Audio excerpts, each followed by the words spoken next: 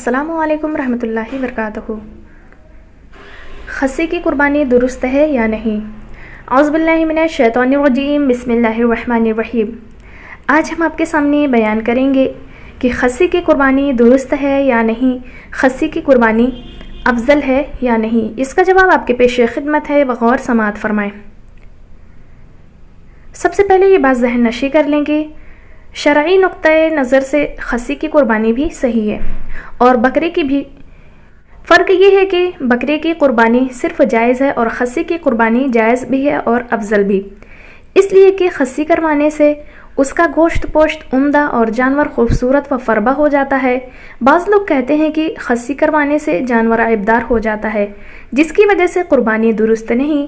یہ بالکل غلط ہے، اس لیے کہ عیب اس چیز کو کہتے ہیں جس کے سبب تاجروں کی نگاہ میں جانور کی قیمت کم ہو جائے، اور خصی جانور کی قیمت کم نہیں ہوتی بلکہ بڑھ جاتی ہے۔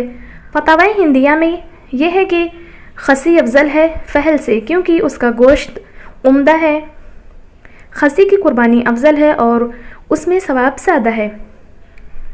خصی جانور کی قربانی جائز ہے کہ اس کی کمی سے اس جانور میں عیب نہیں آتا، بلکہ وصف بڑھ جاتا ہے کہ خصی کا گوشت بنسبت فحل کے زیادہ اچھا ہوتا ہے۔ جامع ترمذی شریف کی حدیث پاک ہے کہ ام المومنین حضرت عائشہ صدیقہ رضی اللہ تعالی عنہا سے روایت ہے کہ نبی کریم صلی اللہ علیہ وسلم نے فرمایا کہ یوم النحر میں ابن آدم کا کوئی عمل خدا کے نزدیک قربانی کرنے سے زیادہ پیارا نہیں، اور وہ جانور قیامت کے دن اپنے سینگ اور بال اور کھر کے ساتھ آئے گا، اور قربانی کا خون زمین پر گرنے سے پہلے خدا کے نزدیک مقام قبول میں پہنچ جاتا ہے، لہٰذا اس کو خوش دلی سے کرو۔ قربانی یوم النحر یعنی 10ویں 11ویں 12ویں تک جائز ہے۔ قربانی کا وقت نماز عید الاضحیٰ کے بعد ہے، اگر شہر میں کرے یعنی نماز پڑھنے کے بعد، اگرچہ خطبہ سے پہلے ہو، لیکن خطبہ کے بعد مستحب ہے۔ قربانی کے جانور کی عمر کتنی ہونی چاہیے؟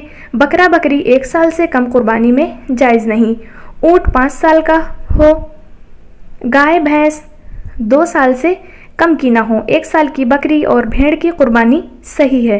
6 مہینے تک کا ایسا فربا مینڈھا کہ سال بھر والوں کے ساتھ ہو، دور سے تمیز نہ ہو سکے، اس کی قربانی جائز ہے، اگرچہ خصی نہ ہو، اور بکرا سال بھر سے کم کا جائز نہیں، اگرچہ خصی ہو۔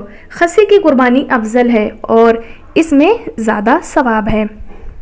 عید کے دن کا روزہ رکھنا حرام ہے، ہاں قربانی والے کو یہ مستحب ہے کہ عید کے دن قربانی سے پہلے کچھ نہ کھائے، قربانی ہی کے گوشت میں سے پہلے کھائے۔ بکری کا بچہ اگر کتی کے دودھ سے پرورش پایا تو جب سال بھر کا ہو جائے تو اس کی قربانی جائز ہے۔ نابالغ اولاد کی طرف سے قربانی اپنے مال سے کرنا واجب نہیں، ہاں مستحب ہے۔ بخلاف فطرانہ کے قربانی کا جانور صحیح ہونا چاہیے۔ مثال کے طور پہ آنکھ، کان، ہاتھ، پاؤں سب اعضاء کا سلامت ہونا ضروری ہے۔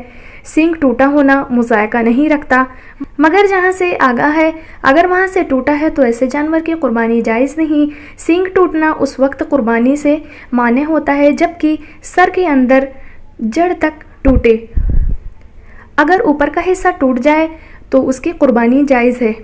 کسی شخص کی بالغ اولاد میں کوئی خود صاحب نصاب ہو تو وہ اپنی قربانی الگ کرے۔ اگر ایک گھر میں کئی لوگ صاحب نصاب ہوں تو ایک قربانی سارے گھر والوں کی طرف سے کافی نہیں ہوگی، بلکہ گھر میں رہنے والے ہر صاحب نصاب شخص پر الگ الگ قربانی لازم ہوگی۔ بعض لوگ ایسا کرتے ہیں کہ 1 سال اپنے نام، دوسرے سال باپ کے نام، تیسرے سال ماں کے نام سے قربانی کرتے ہیں، حالانکہ وہ خود صاحب نصاب ہوتے ہیں، ان پر قربانی واجب ہو جاتی ہے۔ ایسے میں ترک واجب کی بنا پر وہ گناہ گار ہوں گے۔ امید ہے کہ آپ لوگوں کو میری بات سمجھ میں آ گئی ہوگی۔ اللہ رب العزت ہمیں اور آپ کو اس پر عمل کرنے کی سعادت بخشے۔ السلام علیکم رحمۃ اللہ تعالی وبرکاتہ۔